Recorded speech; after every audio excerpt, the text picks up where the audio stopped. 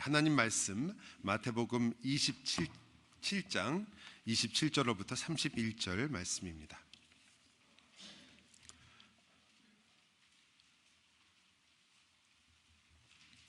하나님의 말씀을 귀 기울여 들으시기 바랍니다. 이에 총독의 군병들이 예수를 데리고 관정 안으로 들어가서 온 군대를 그에게로 모으고 그의 옷을 벗기고 홍포를 입히며 가시관을 엮어 그 머리에 씌우고 갈대를 그 오른손에 들리고 그 앞에서 무릎을 꿇고 희롱하여 이르되 유대인의 왕이여 평안할지어다 하며 그에게 침뱉고 갈대를 빼앗아 그의 머리를 치더라. 희롱을 다한 후 홍포를 벗기고 도로 그의 옷을 입혀 십자가에 못 박으려고 끌고 나가니라. 아멘. 우리가 계속해서 왕에 대한 이야기로 드디어 예수 그리스도 왕 중의 왕, 주님에 대한 우리 생애를, 우리 함께 왕으로서의 생애를 살펴보고 있습니다. 우리가 살펴본 것처럼 어떤 이들은 자기의 자리를 내놓기 싫기 때문에, 그리고 내놓지 않으려고 예수 그리스도 진정한 왕을 거부했습니다. 사실 이런 경우는 오늘날로 친다면 우리가 되게 이분이 예수를 믿어야겠구나 라고 생각하는 분이죠. 되게 믿지 않는 분이라 생각할 경우입니다. 주님을 거부했기 때문에 우리가 복음을 전파하려고 하고, 주님이 어떤 일을 하셨으며 주님이 누구인지를 그에게 알려주기 위해서 우리가 애를 쓰게 됩니다. 그러나 좀 다르지만 실제로 또한 주님을 거부하는 다른 경우도 있었습니다. 그것은 주님을 따르고 또 주님을 왕으로 세우려고 하지만, 말하자면 우리식으로 말하면 믿는 사람 같은데, 그러나 그 모든 것이 자기의 이익을 위해서 하는 경우였습니다. 물론 믿는 것이 아무 유익이 없다는 말은 아닙니다. 믿는 것은 분명히 유익이 있죠. 얼마나 큰 유익이 있는지 모릅니다. 그러나 여기서 말하는 것은 자기의 이익을 위해서 한다는 말은 예수 그리스도 자신에게는 관심이 없다는 말의 의미에서 말씀드리는 것입니다. 교회 생활을 열심히 할 수도 있고요, 또 열심히 성경도 배우기도 하고 예배에 참석도 하고 그리고 봉사도 하는데, 그러면서도 우리는 어떤 면에서 예수님 자신을, 그리고 그분에게 관심이 없을 수 있다는 것을 말씀드리는 것입니다. 가끔 이런 질문을 받아요. 아니, 그렇게 봉사를 하고 그렇게 교회에 애를 쓰고 교회 일을 하는데 어떻게 하나님을 사랑하지 않으면서 그렇게 할 수 있느냐? 목사님, 물론 그런 말이 있긴 하겠지만 너무 심한 거 아닙니까?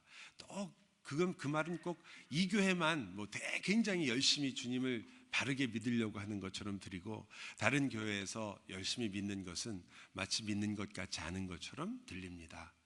만약에 그렇게 들리셨다면 그거는 죄송하기 그지없는 말입니다. 왜냐하면 저희 교회도 잘하고 있지는 않으니까요. 저희도 그 일을 위해서 함께 애쓰고 갈등하는 교회이지, 저희 교회가 모든 것을 다 바르게 하고 있는 교회도 아니거니와, 또 그렇게 하기도 저희에게 너무나 많은 약점과 어려움이 있는 것을 고백합니다. 그러나 그렇게 말할 때 그 이유는 이런 것입니다. 예수님의 시대로 한번 돌아가 보면 여러분과 제가 이해하기가 쉬운데요, 예수님 당시에 교회에 정말 온 힘을 다해서 봉사하는 분들이 있었습니다. 하나님을 사랑했겠죠. 그렇지 않고 그렇게 했겠습니까? 그분들이 얼마나 열심을 냈던지, 심지어는 단 한 번도 연보를 빼먹은 적도, 제사를 빼먹은 적도, 금식을 빼먹은 적도, 그리고 11조를 떼어먹은 적도 없습니다. 얼마나 열심히 신앙생활을 했던지 온 힘을 다해서 했습니다. 우리가 잘 아는 바리새인이죠. 정말 하나님을 사랑하지 않았을까요? 사랑하지 않으면서 그냥 그렇게 했을까요? 아닙니다. 그들도 하나님을 향하여 열심히 있었고 왜 사랑이 없었겠습니까? 그러나 우리는 다 압니다. 그 사랑이 올바른 사랑이 아니라는 것을 압니다. 여러분, 사랑한다는 것 자체는 그렇게 틀린 말은 아니지만, 좀 극단적으로 말하면 대상이 잘못됐을 때는 그 사랑은 올바르지 않은 사랑이 될 수 있고, 또한 방법이 잘못됐을 때도 올바르지 않은 사랑이 될 수 있습니다. 우리들이 잘 아는 것처럼 우리의 동포로 북한에 있는 많은 우리의 동포들 중에 극단적으로 말하면 그 김일성을 정말로 존경하고 사랑하는 사람들이 있습니다.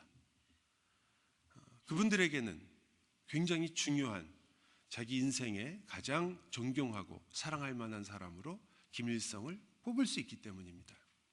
또 여러분 부모가 자녀를 사랑한다는 것은 분명하지만 사랑 때문에 자녀를 망치는 경우도 있는 것입니다.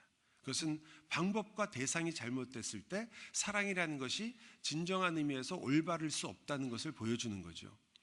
마찬가지입니다. 사랑을 가지고 있다는 것, 내가 열심히 하고 있다는 것, 나도 그래서 이런 많은 것을 하고 있다는 것이 우리가 올바른 길에 있다는 것을 보증해 주는 것은 아닙니다. 우리가 올바른 길에 있다는 것을 보증해 주는 것은 오로지 우리가 알고 있는 이 하나님의 말씀의 원리에 입각하고 있느냐를 보는 것입니다. 그래서 그것을 중요하게 생각하는 거죠. 어떤 의미에서 우리는 자기가 구원을 받았다고 여기는, 그리고 그렇게 생각하고 있는 분들 중에서도 한편으로는 자기 자신의 이익만을 위하여 하나님을 이용하는 그러한 신앙생활에 익숙할 수도 있기 때문입니다. 이런 경우에는요, 대개 자기의 감정이나 혹은 자기의 이익이 가장 중요하기 때문에 상처가 나게 되면 그것을 그렇게 쉽게 해결을 못합니다. 왜 그러느냐?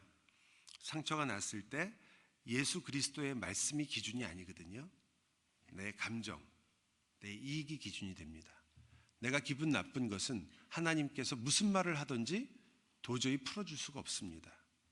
내가 상처를 입은 것은 주님께서 어떻게 말씀을 하시고 위로하시든지 그것은 나랑은 관계가 없는 말인 것처럼 그렇게 살 때 우리는 사실은 그 신앙의 중심이 하나님과 하나님의 말씀과 그리스도에 있는 것이 아니라 우리의 감정과 우리의 이익과 우리의 생각에 있다는 것을 보게 됩니다.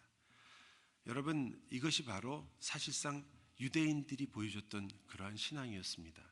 그들은 예수님을 따랐지요. 예수님을 왕으로 세우려고 했습니다. 물론입니다. 예수님을 정말 믿었습니다. 성경이 그렇게 표현해요. 그들이 예수를 믿었다고. 주님은 뭐라고 그러세요? 그들이 예수를 믿었으나 주님께서는 그들에게 자신을 의탁치 아니하셨다. 왜냐하면 그들의 믿음이 올바르지 않았기 때문이었죠. 우리에게도 같은 문제가 생길 수 있는 거죠. 왜냐하면 그들은 결국 단순히 왕을 거부했을 뿐만 아니라 자기들의 이익과 자기들이 원하는 것을 해주지 못하는 그 왕을 결국은 죽이려고 했기 때문입니다. 그래서 아무도 예수님을 변호하지 않았습니다. 같은 유대인인데도 예수님을 버렸습니다. 성경에 예수님께서 채찍을 맞으셨다고 기록되어 있고 우리가 아는 것처럼 그 채찍은 납이 달려있는 채찍으로 알려져 있습니다. 유대인들처럼 40에 하나를 감한 매를 맞는 것이 아니라 로마 군인들은 자기들의 분이 풀릴 때까지 때린 것으로 보여집니다.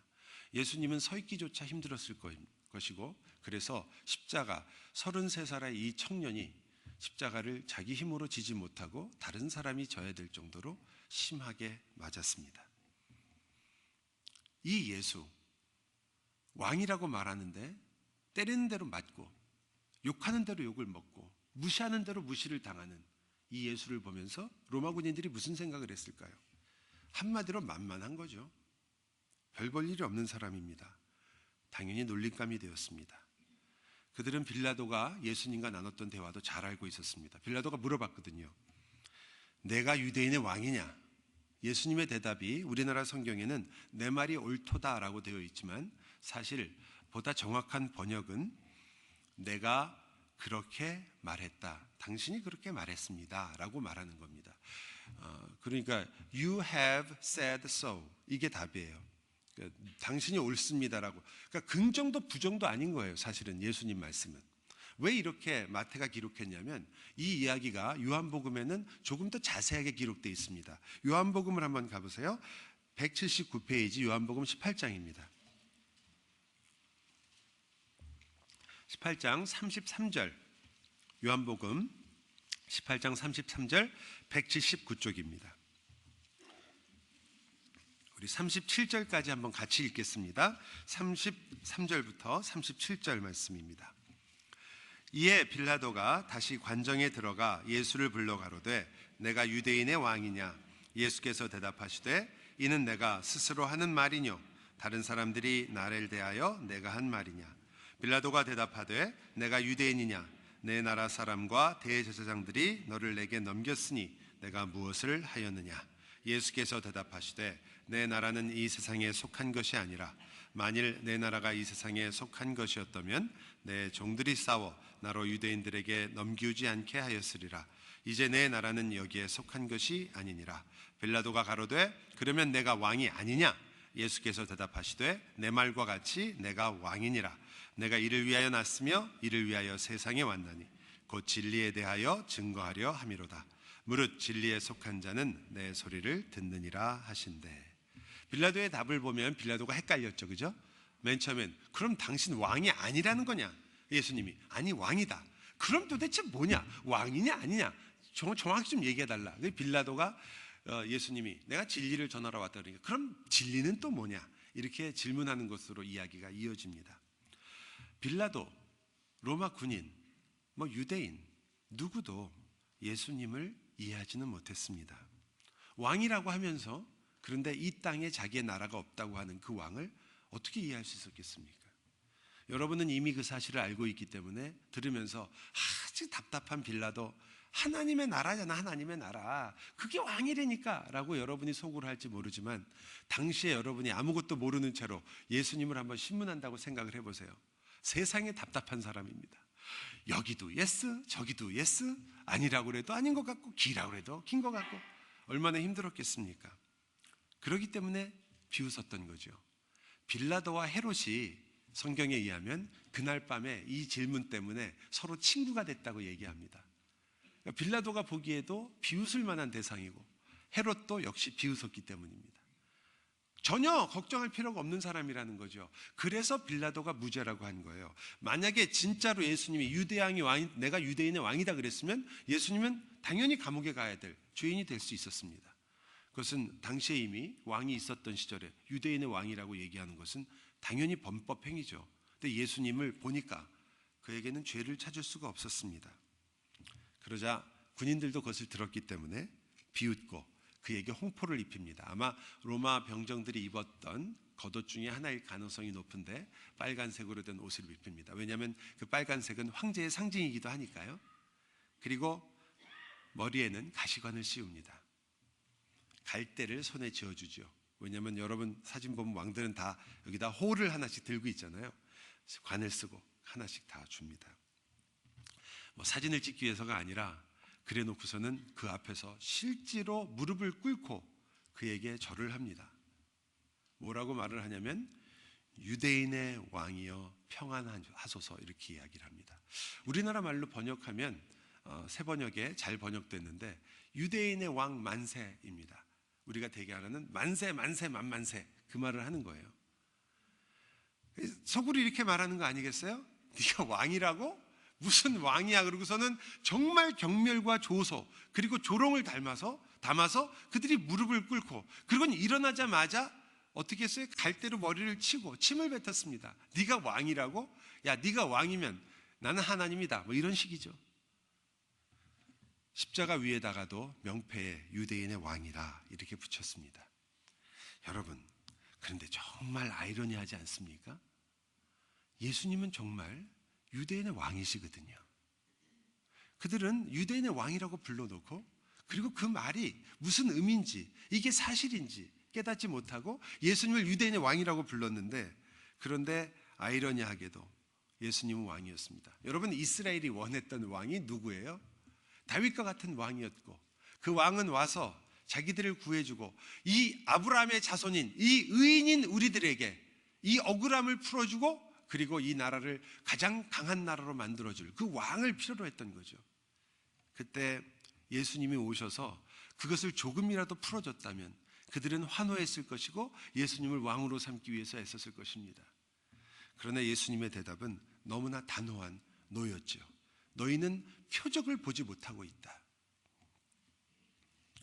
여러분, 아브라함에게 한 약속을 생각해 보면 이들이 얼마나 크게 오해하고 있는지를 알 수 있습니다. 아브라함에게 하나님이 뭐라고 약속했나요? 이스라엘이 그리고 유대인들이 세상에서 가장 부유하게 될 것이다. 너희들이 가장 최고의 나라가 될 것이다. 그렇게 약속하신 것이 아니라 아브라함에게 너로 인하여 만민이 복을 얻을 것이다. 열방이 너로 인하여 복을 받게 될 것이다. 너는 복의 근원이 될지라. 가나안 땅을 역사 이래 대대로 차지하고, 그래서 그곳에서 정말 모든 것을 먹고 사는 데 가장 최고의 것을 사는 것을 약속한 것이 아니라 너로 인하여 모든 만민이 복을 받도록 하는 것이 바로 주님의 약속이었습니다. 그래서 가장 보잘것없는 아브라함을 불러서 하나님의 구원의 역사를 시작하셨던 것입니다. 아브라함은 뛰어난 사람도 아니었고요, 유명한 사람도 아니었고, 한 족장의 족장이 되기에도 부족한 사람이었습니다. 그러한 그를 하나님이 부르셨던 거죠. 여러분, 가나안은 정말로 유대인들의 것입니까? 성경은 누누이 말하죠. 이 땅은 너희의 것이 아니라 나의 소유다. 왜 그렇게 말하십니까? 왜냐하면 이 땅이 그들이 이 세상에서 마지막으로 소유할 곳이 아니었기 때문입니다. 그들은 하늘에 있는 영원한 나라를 바라보게 되어 있었습니다. 히브리서가 바로 이 사실을 너무나 잘 알려주죠. 여러분, 아브라함과 이삭과 야곱, 이 모든 족장들이 무엇을 위해 살았는가를 이렇게 히브리서가 요약합니다. 히브리서 11장에 있는 말씀인데요, 그들이 이같이 말하는 것은 자기들이 본향 찾는 자임을 나타냅니다. 자기들이 나그네처럼 살았다는 거예요. 가나안에 살 때도 나그네처럼 살았대요. 약속의 땅인데도.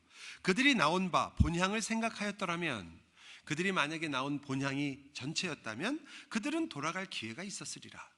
그들이 가나안으로 돌아가면 됐을 거 아니냐. 그러나 그들이 이제는 더 나은 본향을 사모하니 곧 하늘에 있는 것이라. 이러므로 하나님이 그들의 하나님이라 일컬음 받으심을 부끄러워하지 아니하시고 그들을 위하여 한 성을 예비하셨느니라. 그래서 우리가 알게 됩니다. 그들은 지금 하늘에 있는 본향을 말하고 있구나. 그게 우리가 이해하는 거죠. 그렇구나. 예수님이 지금 말씀하시는 하늘에 있는 하나님의 나라의 왕, 지금 주님이 이 땅에 속하지 않았다는 말이 무슨 뜻인지 알게 된 거죠. 주님은 왕이신데 그 본향의 왕이셨습니다. 그래서 그분은 약속의 왕이시고 기름 부은 자요 곧 메시아가 됐던 겁니다. 그래서 유대인의 왕이라는 예언이 무엇과 연관되냐면 메시아와 연관이 됐던 거죠. 유대인의 왕은 유대를 정복하고 로마를 정복하기 위한 정복자가 아니었습니다. 오히려 유대인의 왕은, 메시아는 세상을 위하고 그들을 위하여 자기 목숨을 주시기 위한 왕이었습니다. 그는 정말로 세상을 섬기기 위해서 왔고 사랑하기 위해서 왔습니다. 사랑하고 또 사랑하고, 그래서 죽은 왕이 바로 예수 그리스도입니다.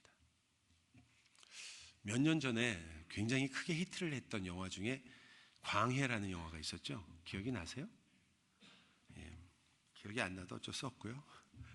왕이 된 남자 해가지고 유명한 그 광해군이 항상 암살의 위협에 시달리고, 그래서 언제 죽을 줄 모르고 뭐 그렇게 걱정을 많이 했다는 일화와, 그리고 그 조선실록에 며칠 빠져 있는 것을 가지고 상상력을 가지고 만든 정말 난픽션 영화였죠. 근데 항상 그렇듯이 난픽션이라는 것, 사실이 아닌 것은 항상 정말 그 작가가 원하는 것을 이야기하게 됩니다.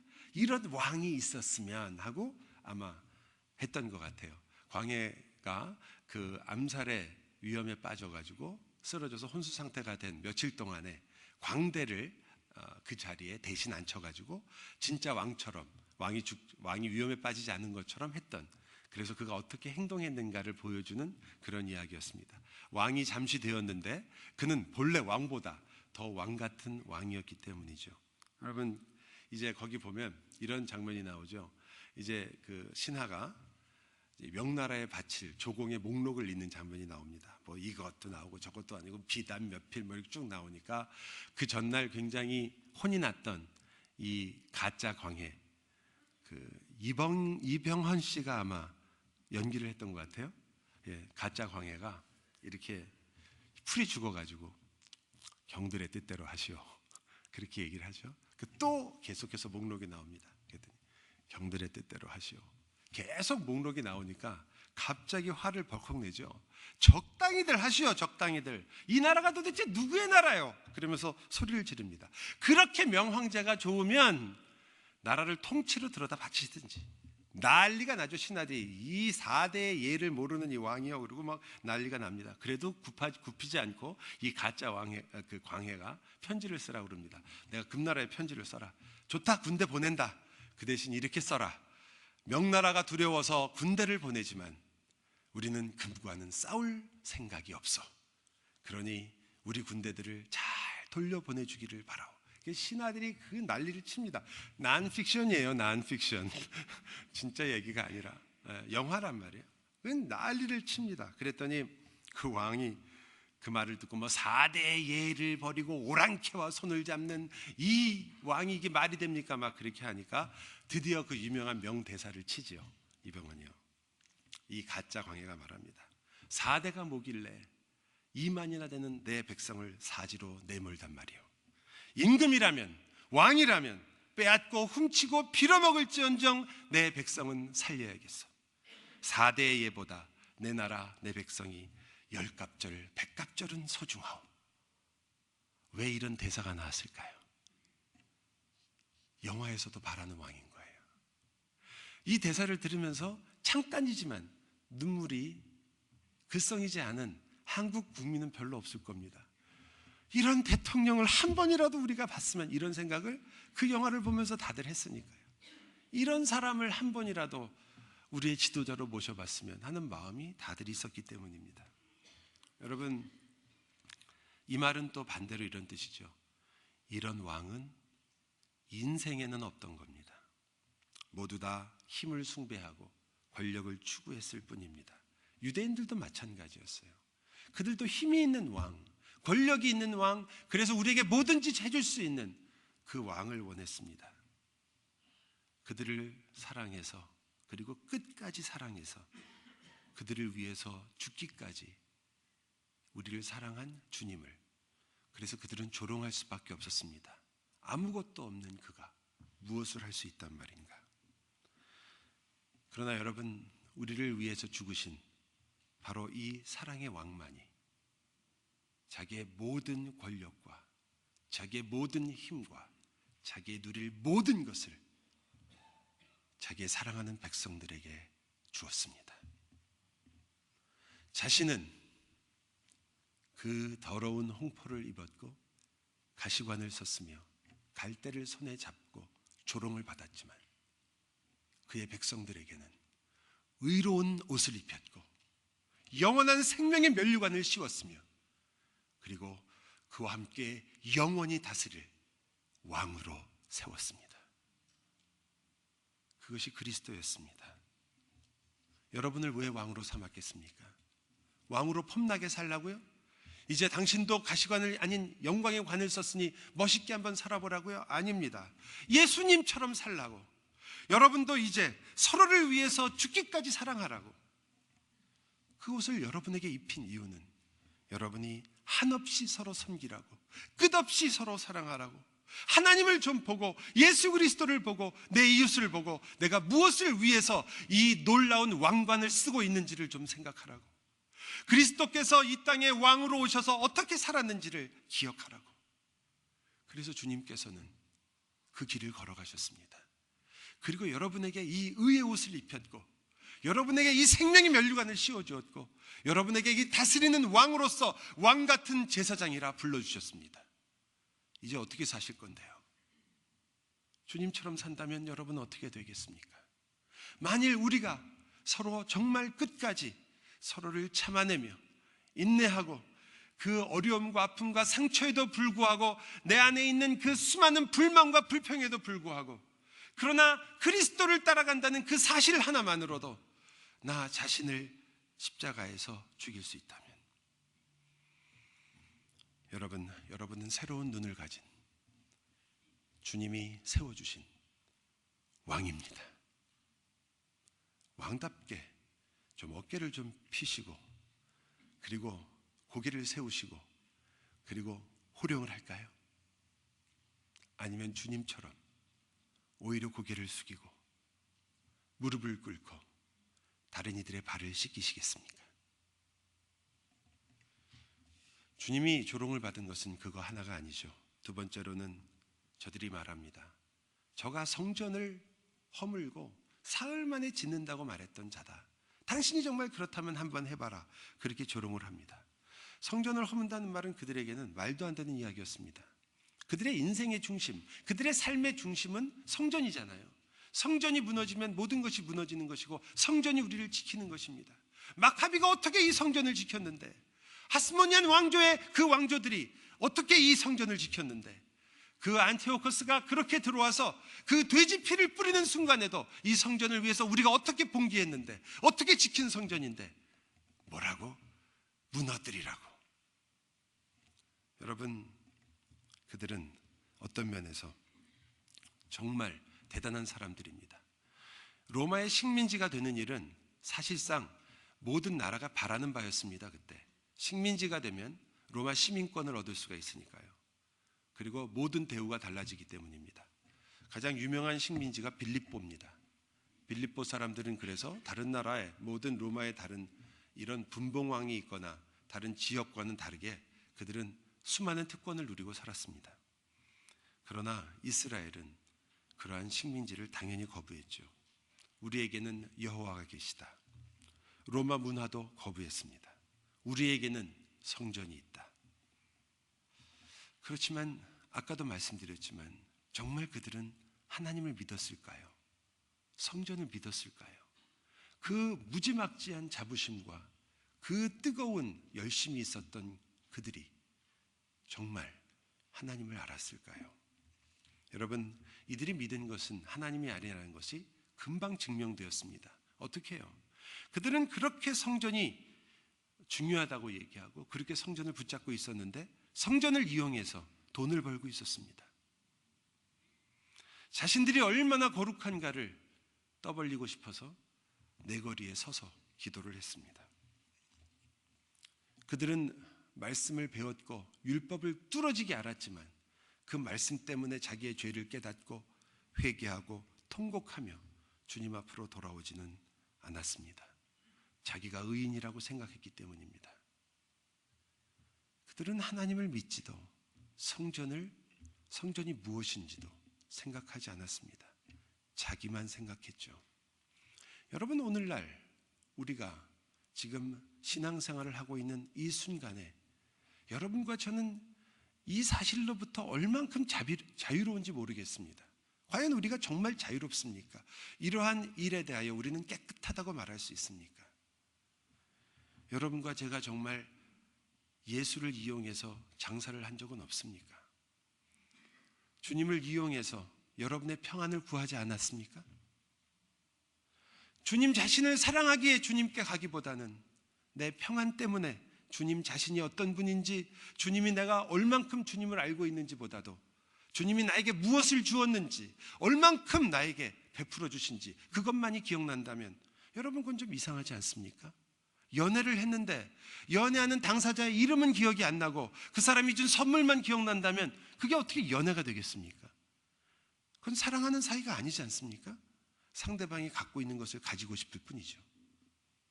과연 우리는 어떻게 사랑을 한 걸까요?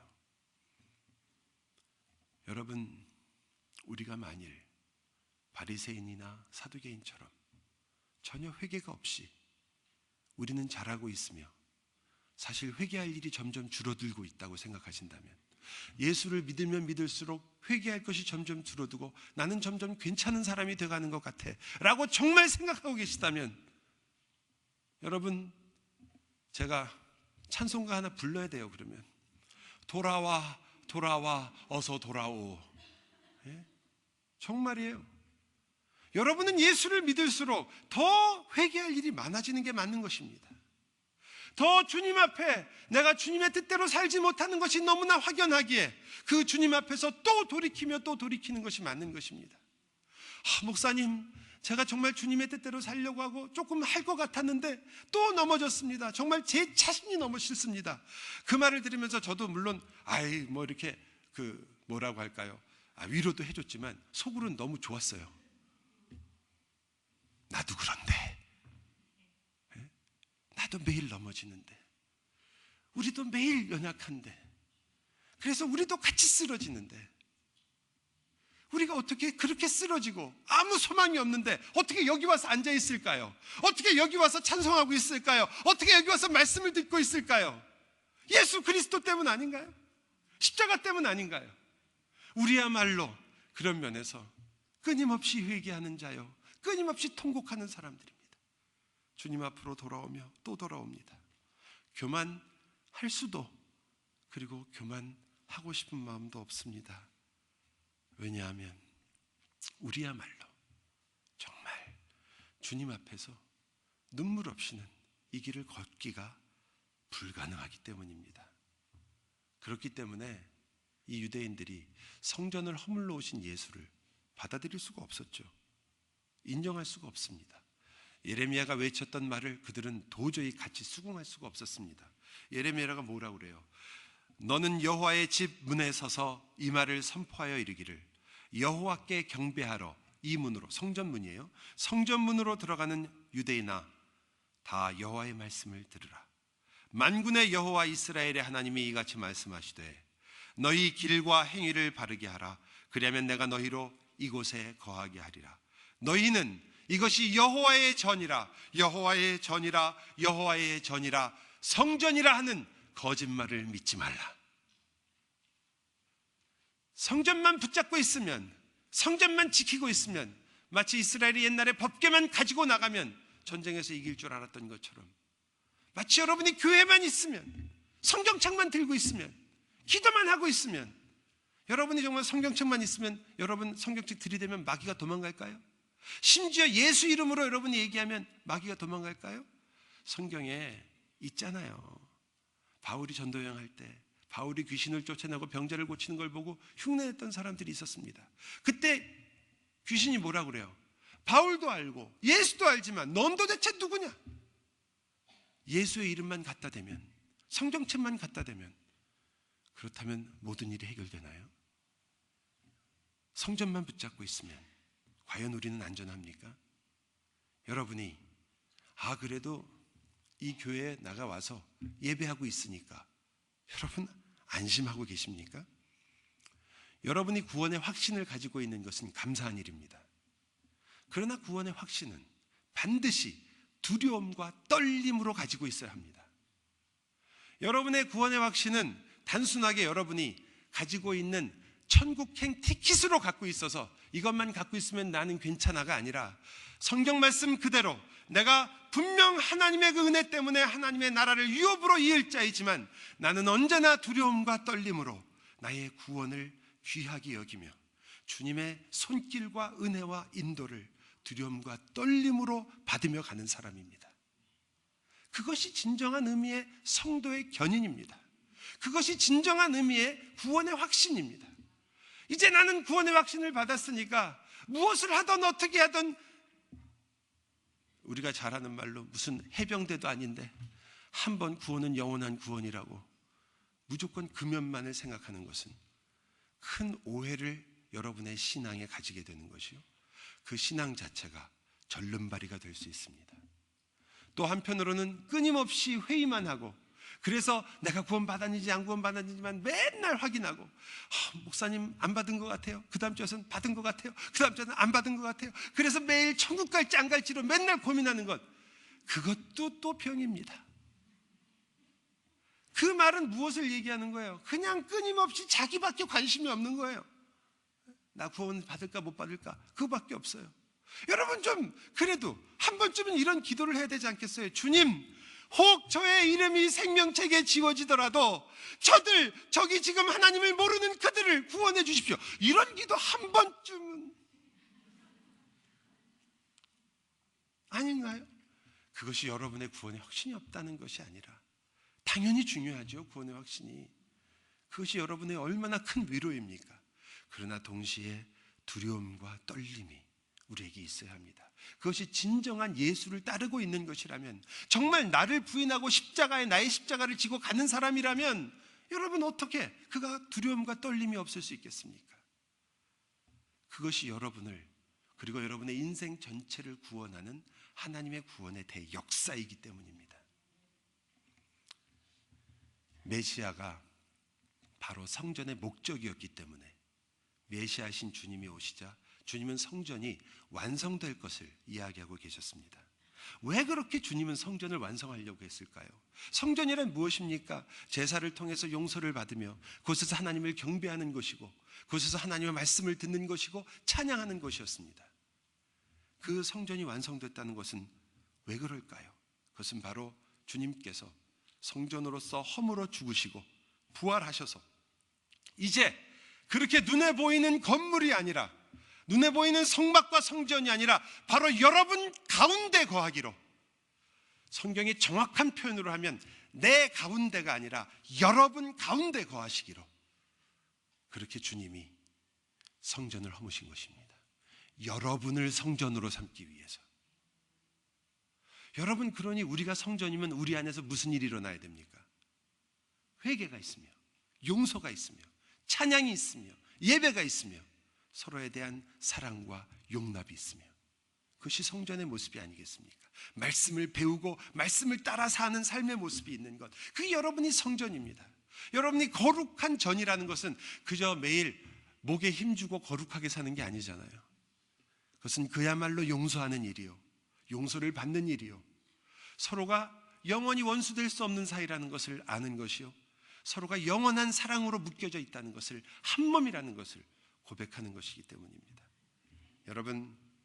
여러분은 이제 살아있는 성전이신 예수 그리스도의 성전입니다. 주님이 사흘 만에 부활하셔서 우리에게 거룩을 주시고 우리를 성전으로 삼으셨으니까요. 마지막은 여러분이 이 마태복음 27장 41절을 우리 한번 살펴봤으면 좋겠습니다. 27장 41절입니다. 신약성경 50쪽이죠.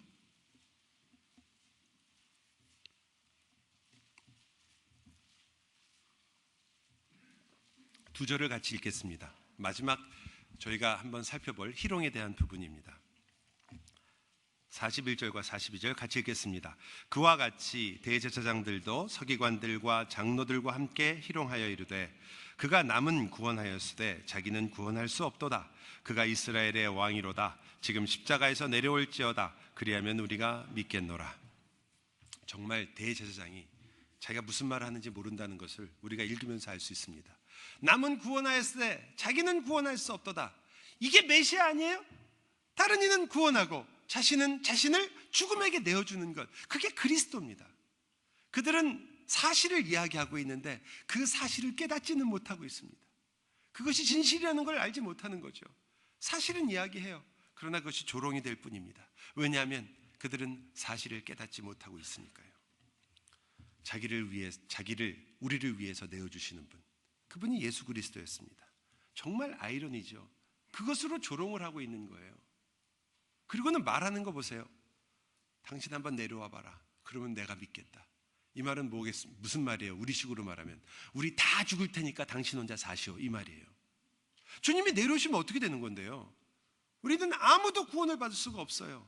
그러니까 그들이 하는 말은 뭐냐면 우리 다 죽을 테니까 당신 혼자 사시오라는 말 아니에요. 이 얼마나 끔찍하고 무서운 말입니까? 깨닫지 못했을 때 우리가 무슨 말을 하는지 모르는 거죠. 주님은 우리를 망하게 하려고 오신 분이 아니라, 정복하러 오신 분이 아니라 우리를 구하시기 위해서 하셨습니다. 그래서 자기를 죽음에까지 내어주신 왕입니다. 그 사실을 몰랐기 때문에 그들은 왕을 조롱한 것이죠.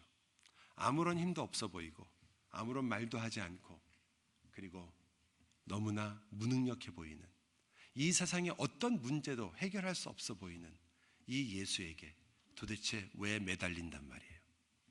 그래서 그들은 무시했습니다.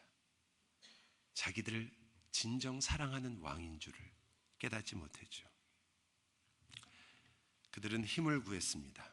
왜냐하면 조금만 더 가지면 내가 가지고 있는 문제가 해결될 것 같으니까요. 목회를 해도 그래요. 목회할 때 조금만 더 좋은 방법이 있으면 목회가 잘 될 텐데, 남들이 하지 않은 뭘 좀 하면 목회가 잘 될 텐데, 이런 유혹이 있거든요. 여러분도 사업할 때 그러지 않으세요? 조금만 더 벌면, 조금만 더 투자하면, 그러면 해결될 것 같은 생각, 내가 조금만 더 학력이 있었다면, 조금만 더 경력이 있었다면, 아니 내가 조금만 더 괜찮은 백이 있었다면 이렇게 살지 않았을 텐데, 남들이 무시하지 않았을 텐데, 무시 못할 정도로 내가 성공했을 텐데. 여러분이 그런 사람이 될 수는 있겠죠. 좋은 관계와 네트워크를 맺어서 유명한 사람들과 알고 지내고, 또 좋은 백을 가지고 좋은 직장을 가고, 왜 안 되겠습니까? 그런데 한 가지 여러분이 꼭 생각하셔야 될 게 있어요. 만약 여러분이 그것만을 추구한다면 여러분에게 예수님은 안 보이실 거예요. 바로 앞에 여러분이 예수님을 두고 이분이 예수다, 이분이 하나님의 아들이다, 이분이 경배받을 주님이다라고 말하고 있으면서도 모르실 거예요, 그분이 누구이신지를. 왜냐하면 그분은 우리를 위하여 자신을 죽음에 내어주시고, 그리고 우리를 정말 사랑으로 대하신 분이기 때문입니다. 성전을 가지고만 있으면 된다고 생각했겠죠. 그러나 성전을 주신 하나님이 우리가 어떤 삶을 살기를 원하시는지에 대해서는 아무런 관심이 없었습니다. 여러분, 주님은 정말 누구하고도 비교할 수 없는 왕이십니다. 자신은 조롱의 옷을 입으셨고 우리에게는 왕의 옷을 입히셨습니다. 성전이신 자신의 몸은 찢기우고 그 대신 우리를 성전으로 세우셨습니다. 죽음은 자신의 몸에 부으시고 우리에게는 영원한 생명을 주셨습니다. 여러분은 어디에 계십니까? 여러분은 여전히 십자가 밑에 계십니까?